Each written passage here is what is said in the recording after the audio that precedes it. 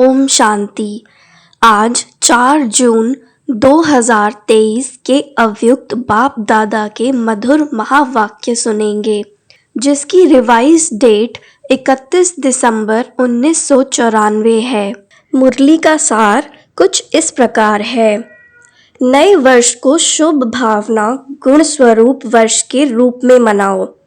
आज नवयुग रचना बाप दादा अपने नवयुग राज अधिकारी बच्चों को देख रहे हैं। नव वर्ष को देख अपना नवयुग याद आता है। नवयुग के आगे यह नव वर्ष कोई बड़ी बात नहीं। जिस नवयुग में हर वस्तु, हर व्यक्ति, प्रकृति सब नया है। नया वर्ष जब शुरू होता है तो पुरानी वस्तु या व्यक्ति के पुराने स्वभाव, चाल चालन कुछ नए होते हैं, कुछ पुराने होते हैं। लेकिन आपके नवयुग में पुराने का नाम निशान नहीं। व्यक्ति भी नया अर्थात सतो प्रधान है और प्रकृति भी सतो प्रधान अर्थात नई है। प्रकृति में भी आजकल जैसा पुरानापन नहीं होगा। तो नवयुग की मुबारक के साथ नव वर्ष की मुबारक। आज विशेष नया वर्ष मनाने के उमंग उत्साह से खुशी खुशी से सभी पहुंच गए हैं। तो बाप दादा भी दिल से दिल की दुआओं सहित नवयुग की और नए वर्ष की डबल मुबारक देते हैं। आप सभी को भी डबल याद है या सिंगल याद है? अपना नया युग नैनों के आगे बुद्धि में स्पष्ट है ना? जैसे कहेंगे कल से नया वर्ष शुरू है, ऐसे ही कहेंगे कल नवयुग आया कि आया इतना स्पष्ट है। नशा है। सभी नवयुग के राज अधिकारी हैं। सभी राजा बनेंगे तो प्रजा बनाई है। आप सब तो राजा हो, लेकिन राज्य किस प्रकार करेंगे? अपने ऊपर। तो बाप दादा नवयुग और नया वर्ष डबल देख रहे हैं। कल की बात है ना? वो भी कल और ये भी कल की बात है। फिर नवयुग होगा ना? अपने नवयुग की ड्रेस, शरीर सामने दिखाई देती है। बस पुरानी ड्रेस छोड़ेंगे और नई ड्रेस धारण करेंगे। तो वो ड्रेस अच्छी, चमकीली, सुंदर है ना? अभी तो देखो हर व्यक्ति में कोई न कोई नुक्स होगा। कोई की नाक टेढ़ी होगी, किसी की आंख टेढ़ी होगी, किसी के होठ ऐसे होंगे। और नवयुग में सब नंबर 1, हर कर्मेंद्रिय एक्यूरेट। तो ऐसी ड्रेस सामने खूंटी पर लगी हुई है ना, बस पहननी है। अपनी ड्रेस अच्छी पसंद है, देख रहे हो ना? बाप दादा सदैव जब हर एक बच्चे को देखते हैं तो क्या देखते हैं? एक तो हर एक के मस्तक की चमकती हुई मणि श्रेष्ठ आत्मा को देखते हैं और साथ साथ हर एक बच्चे के भाग्य की श्रेष्ठ लकीर को देखते हैं। हर एक का भाग्य कितना श्रेष्ठ है? सभी का भाग्य श्रेष्ठ है ना? कि किसी का मध्यम भी है? सभी 1 है, सेकंड, थर्ड और आने वाले हैं। अच्छा है। दुनिया वाले कहते हैं आपके मुख में गुलाब, और बाप दादा कहते हैं आपके मुख में गुलाब जामुन। गुलाब जामुन सबको अच्छा लगता है ना? गुलाब जामुन या मिठाई खाने के लिए ही बाप दादा ने हर गुरुवार भोग को रखा है। भोग में खुद भी खाते हो और बाप दादा को भी स्वीकार कराते हो। घर में बनाए नहीं बनाए, लेकिन गुरुवार को तो मीठा मिलेगा ना? और जब कभी खुशी का उत्सव होता है तो मुख ही मीठा कराते हैं। मीठा मुख अर्थात मीठा मुखड़ा। मुख मीठा तो सब करते हैं, लेकिन आप सबका मुख भी मीठा है तो मुखड़ा भी मीठा है। ये थोड़ा थोड़ा कड़वा भी है। अगर एक लकीर भी कड़वी की हो तो आज वर्ष को विदाई देने के साथ साथ इस थोड़े से कड़वेपन को भी विदाई दे देना। विदाई देना आता है कि पास में रखना अच्छा लगता है, या विदाई देकर फिर बुला लेंगे? फिर कहेंगे हम तो छोड़ना चाहते हैं लेकिन माया नहीं छोड़ती है। ऐसे तो नहीं कहेंगे कि हमने छोड़ दिया लेकिन माया आ गई। वहां जाकर फिर ऐसे पत्र लिखेंगे, विदाई तो सदा काल के लिए विदाई। विदाई देने का अर्थ ही है फिर आने नहीं देना, या कभी कभी आ जाए तो कोई हर्जा नहीं, क्योंकि पुराने संस्कार कईयों को बहुत अच्छे लगते हैं। आज कहेंगे कल से नहीं होगा और फिर परसों परवश हो जाएंगे, तो उसको विदाई नहीं कहेंगे ना। तो विदाई देना भी सीखो।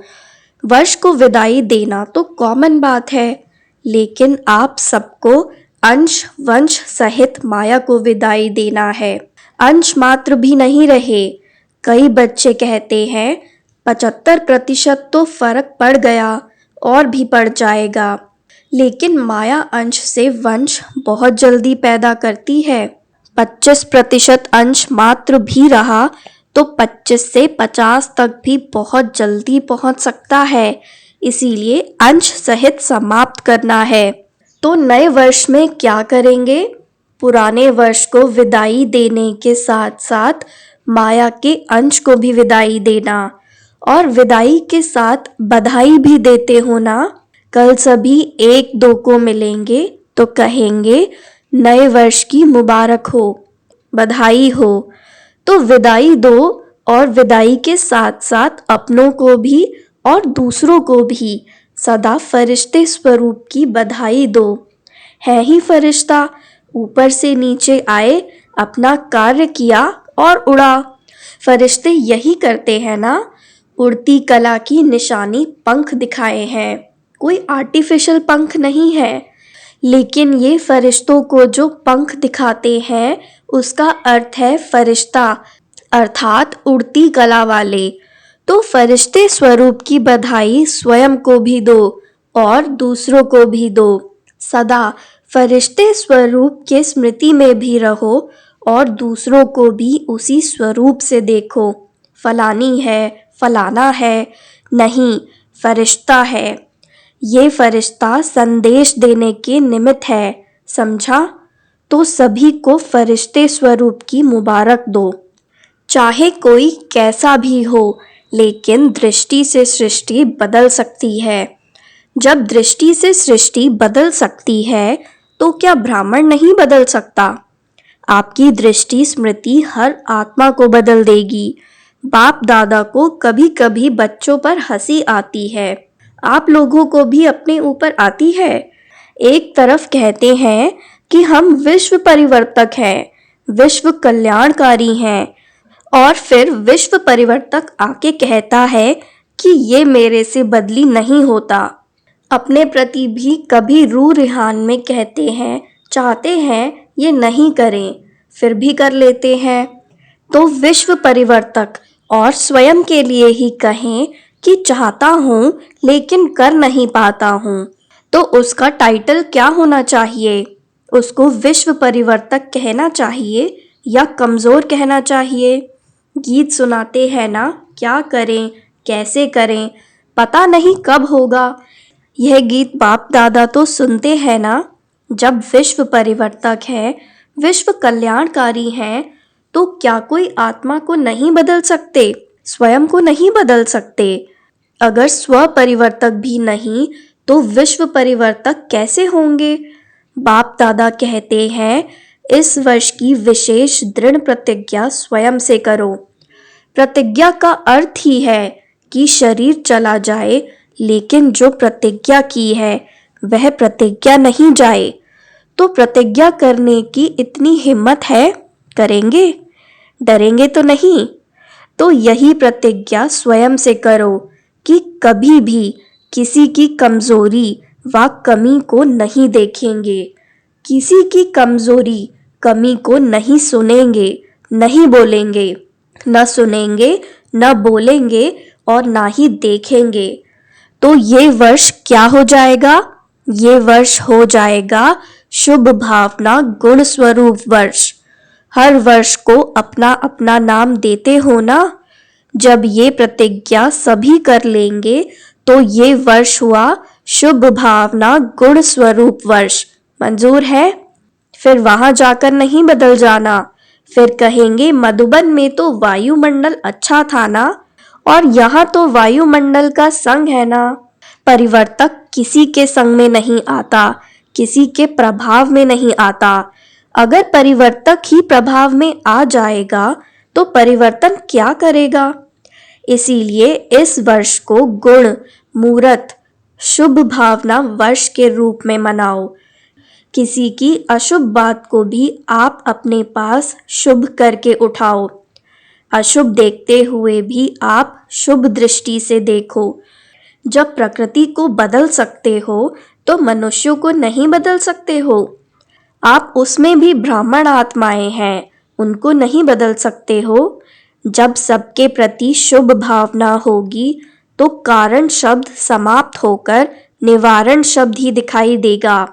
इस कारण से ये हुआ, इस कारण हुआ नहीं, कारण को निवारण में परिवर्तन करो। हिम्मत है? अच्छा। बाप दादा जब टीवी खोलते हैं तो बड़ा मजा आता है। ये कलयुगी टीवी नहीं देखते, ब्राह्मणों का टीवी देखते हैं। ऐसे नहीं, आप लोग वह टीवी खोल लो, ऐसे नहीं करना। तो जब बच्चों का खेल देखते हैं तो बहुत मजा आता है। मिक्की माउस का खेल तो करते हो ना। थोड़े टाइम के लिए कोई शेर बन जाता, कोई कुत्ता बन जाता। जिस समय क्रोध करते हो उस समय क्या हो। जिस समय किससे डिस्कस करते हो उसके ऊपर वार करते जाते हो, सिद्ध करते जाते हो, तो उस समय क्या हो। मिक्की माउस ही बन जाते हो ना। तो इस वर्ष मिक्की माउस नहीं बनना, फरिश्ता बनना। मिक्की माउस का खेल बहुत किया तो ये वर्ष ऐसे शक्तिशाली वर्ष मनाना, क्योंकि समय तो समीप आना भी है और लाना भी है। ड्रामा अनुसार आना तो है ही, लेकिन लाने वाले कौन हैं? आप ही हैं ना। दूसरी विशेषता, इस वर्ष में क्या करेंगे? नए वर्ष में एक तो बधाइयाँ देते हो और दूसरा गिफ्ट देते हो। तो इस नए वर्ष में सदैव हर एक को जो भी जब भी संबंध संपर्क में आए, चाहे ब्राह्मण परिवार चाहे और आत्माएं हों, उन सबको एक तो मधुर बोल के गिफ्ट दो, स्नेह के बोल की सौगात दो, और दूसरा सदैव कोई न कोई गुण की, शक्ति की सौगात दो। यह सौगात सेकंड में भी दे सकते हो। ऐसे नहीं कह सकते हो कि टाइम ही नहीं मिला। न लेने वाले को टाइम था, न देने वाले को टाइम था। लेकिन अगर अपनी श्रेष्ठ भावना, श्रेष्ठ कामना की वृत्ति है तो सेकंड के संकल्प से, दृष्टि से, अपने दिल के मुस्कुराहट से सेकंड में भी किसी को बहुत कुछ दे सकते हो। जो भी आवे उसको गिफ्ट देनी है, खाली हाथ नहीं जावे। तो इतनी गिफ्ट आपके पास है कि 2 दिन देंगे तो खत्म हो जाएगी। सभी का स्टॉक भरपूर है कि कोई का स्टॉक थोड़ा कम हो गया है। जिसके पास कम हो वो हाथ उठा लो, भर देंगे। जिसके पास कमी हो वो चिट्ठी लिखकर जनक दादी जानकी को देना, वो क्लास करा लेगी। कमी तो नहीं रहनी चाहिए ना। दाता के बच्चे और कमी हो तो अच्छा नहीं है ना। इसीलिए भरपूर होकर जाना, कमी को लेकर नहीं जाना। वर्ष के साथ कमियों को भी विदाई देकर जाना। ऐसे नहीं कि सिर्फ कल के दिन ही गिफ्ट देना है, नहीं, सारा वर्ष सबको गिफ्ट बांटते जाओ। बिना गिफ्ट के कोई नहीं जाए तो कितना अच्छा लगेगा। अगर कोई आता है उसको छोटी सी प्यार से गिफ्ट दे दो तो कितना खुश होता है। चीज को नहीं देखते हैं लेकिन गिफ्ट अर्थात स्नेह के स्वरूप को देखते हैं। गिफ्ट से कोई मालामाल नहीं हो जाते हैं, लेकिन स्नेह से मालामाल हो जाते हैं। तो स्नेह देना और स्नेह लेना। अगर कोई आपको स्नेह भी न दे तो भी आप उनसे ले लेना।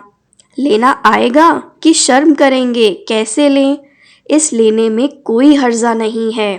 वो आप पर क्रोध करे, आप स्नेह के रूप में ले लेना। आप विश्व परिवर्तक हो ना, तो विश्व परिवर्तक किसी के नेगेटिव को पॉजिटिव में नहीं बदल सकता क्या? तो ये वर्ष सदा स्नेह देना और स्नेह लेना। ऐसे नहीं कहना कोई ने दिया ही नहीं, क्या करूं। वो दे या न दे, आप ले लो, कुछ तो देगा ना। नेगेटिव दे या पॉजिटिव दे, कुछ तो देगा ना। लेकिन हे विश्व परिवर्तक, आप नेगेटिव को पॉजिटिव में परिवर्तन कर लेना, समझा। इस वर्ष क्या करना है? अच्छा, डबल विदेशी क्या करेंगे? गिफ्ट देंगे। दाता बन गए हो, वाह, दान पान की मुबारक हो। बाप दादा रोज बच्चों की एक बात देखते हैं, कौन सी? कि ये मैं और मेरा ये परेशान कर देता है। कभी मेरा आ जाता है, कभी मैं आ जाता है, जो बीच बीच में परेशान करता है। तो जब वर्ष परिवर्तन हो रहा है तो इस मैं और मेरे को भी परिवर्तन करो। शब्द भले मैं बोला, लेकिन मैं कौन? ओरिजिनल मैं किसको कहते हैं? शरीर को या आत्मा को? मैं आत्मा हूँ। तो जब भी मैं शब्द यूज करते हो तो क्यों नहीं मैं शब्द का ओरिजिनल स्वरूप, ओरिजिनल अर्थ स्मृति में रखते हो? और सारे दिन में कितनी बार मैं शब्द यूज करते हो?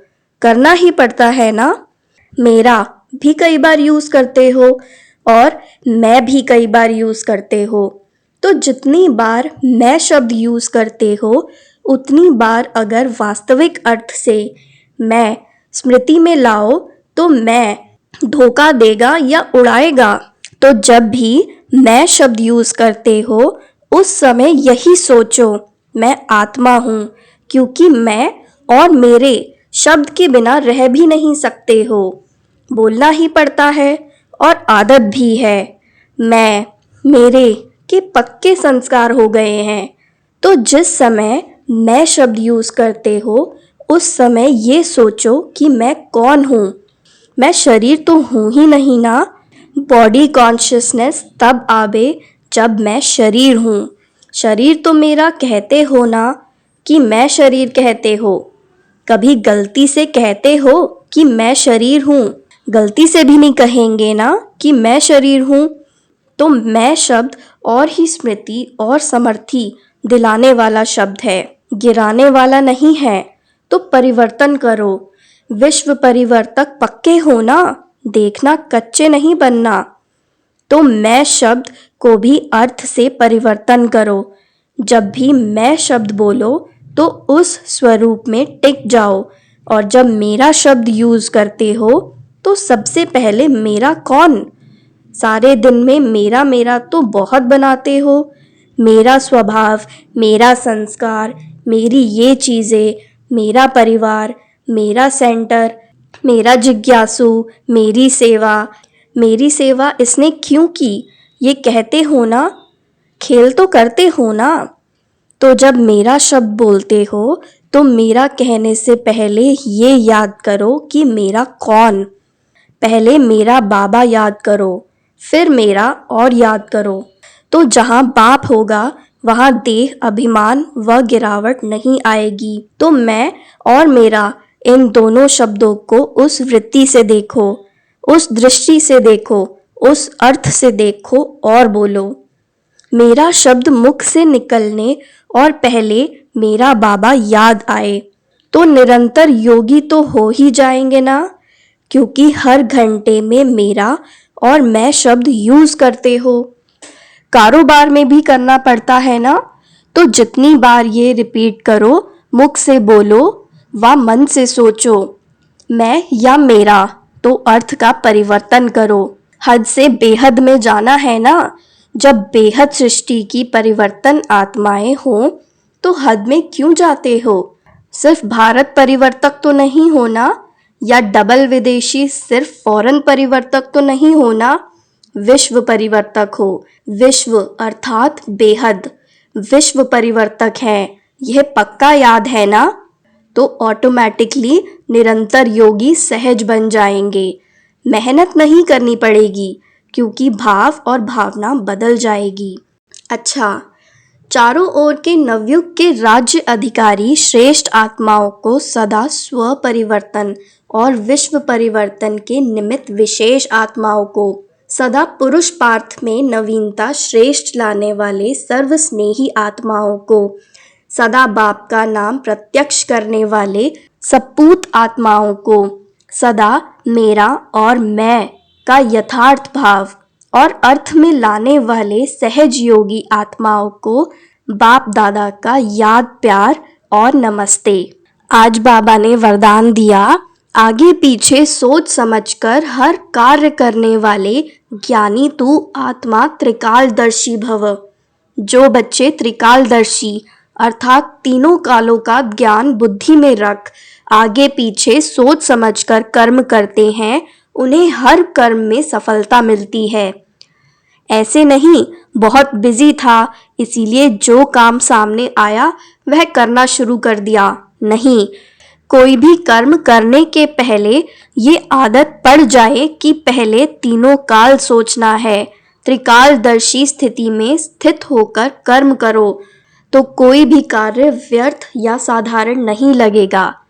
और स्लोगन है, अपने संतुष्ट और खुशनुमा जीवन से सेवा करो, तब कहेंगे सच्चे सेवाधारी।